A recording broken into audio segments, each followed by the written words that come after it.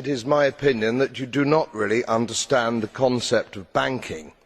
All the banks are broke. Bank Santander, Deutsche Bank, Royal Bank of Scotland, they're all broke. And why are they broke? It isn't an act of God. It isn't some sort of tsunami. They're broke because we have a system called fractional reserve banking, which means that banks can lend money that they don't actually have. It's a criminal scandal, and it's been going on for too long. To add to that problem, you have moral hazard, a very significant moral hazard from the political sphere. And most of the problem starts in politics and central banks, which are part of the same political system.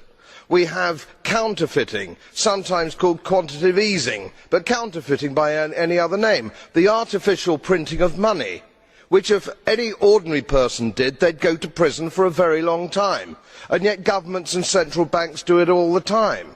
Central banks repress the amount of interest that rates are, so we don't have the real cost of money. And yet we blame the real retail banks for manipulating LIBOR.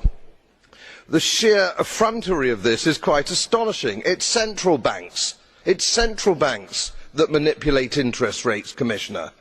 And plus, underneath all this, we talk loosely, in a rather cavalier fashion, do we not, about deposit guarantees. So when banks go broke through their own incompetence and chicanery, the taxpayer picks up the tab. It's theft from the taxpayer. And until we start sending bankers, and I include central bankers and politicians, to prison for this outrage, it will continue.